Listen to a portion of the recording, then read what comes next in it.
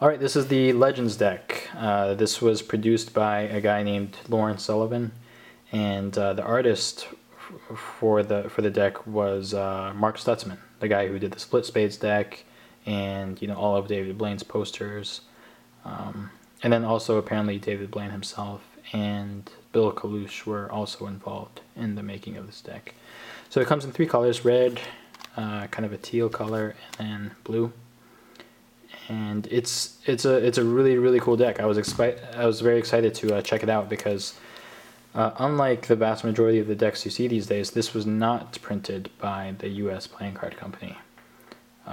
This was actually printed off somewhere in Taiwan. I'm not sure what the name of the company was, but it's a completely different stock, a completely different finish, and so I was very curious to see what it would be like, because 99% of the decks I own are printed by the U.S. Playing Card Company, so it's a nice change just to see what else exists out there. So let's open it up. We'll talk about the handling in a second, but take a look at that back design. Mark Stutzman is the artist, so you have high expectations, and this definitely delivers. There's a lot of stuff going on there, but from a distance it looks very clean. And one thing I should mention, on the box there's a QR code. You can scan that with your phone, and they'll take you to a website that has a lot of hints and riddles about secrets in this deck. I guess there's some puzzles for you to solve. So apparently there's a lot of hidden features in here. I haven't taken the time yet to find them. Well, I found one.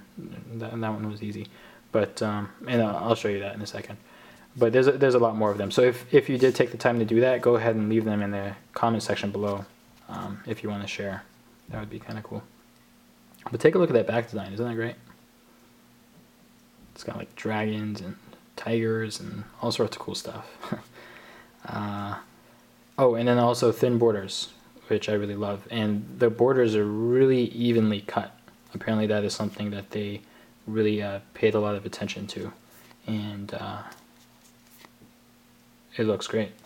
The U.S. Playing Card Company's cards, you'll notice that sometimes, the back design is off-center, and the borders aren't completely straight.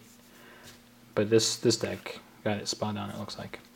Okay, so that's the back design. The faces are pretty standard. The court cards aren't exactly what you would see on a USPC deck. Oh, that's quite a bit different. The guy's got a big beard. But the rest of the faces are pretty standard. Here's the Ace of Spades. Pretty cool dragon. And one thing I noticed is that each of the cards, one end of the index is like a regular font, and then the other end is a bold font. So it's a one-way deck principle, which is kind of neat.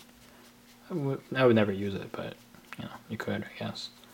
Jokers, more dragons, and yeah. Oh, the one thing that I did find about the deck was there's a bit of animation. So if you take a look at the flames on the dragon's back as I ripple through, they jump around a bit. Kind of cool. So that covers pretty much the aesthetics of the deck. Now let's get to the fun part, which is the handling.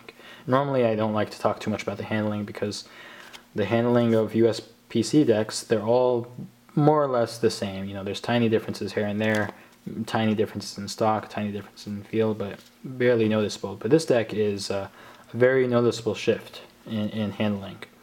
So the first thing I noticed is that it has a very waxy feel to it. It's kind of hard to explain in words, but it's not that air cushion finish. There are some dimples on this deck, but you can't really feel them. It feels more like a smooth finish deck. The cards are very thin, but also very stiff. So, and also, it's noticeably heavier. The deck is heavier than the USPC deck, even though the cards are so thin. So it's kind of interesting. It fans smoothly, but it's not slippery. When you open up a new bicycle deck or any USPC deck, the cards slip around a lot. This does a little bit, but not as much. And then I've noticed for cuts and stuff, the cards stay in blocks much easier. The cards want to stick together, it seems, and that's kind of nice. So I personally actually really like the handling of this deck. I'm not going to say if I like it more or less than a USPC deck.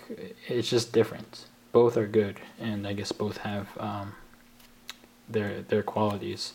But I would say it's definitely worth checking out to see what a Taiwanese printed deck feels like.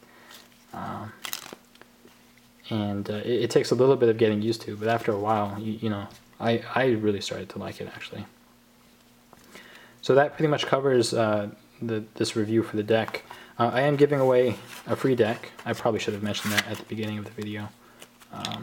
But I have an extra one. So these two are opened. This one is still wrapped in cellophane, and I plan on shipping it out to one of you. So all you have to do to qualify for this giveaway is like the Facebook page. I have a 52 cards Facebook page, and also sign up for the email newsletter. And then also comment in the comment section below saying that you've done those things. And then I'll pick one of you at random and ship this out to you. Anywhere in the world, it's on me. Alright? Yeah, I'll put all that in the description box as well, in case you want to read it all. That's about it. If you're interested in buying this deck, I put up a page on my website where you can find really good deals on playing cards. So I'll put a link to that also in the description box if you're interested in buying. Okay? Have a nice day, everybody. I will see you next time. Peace.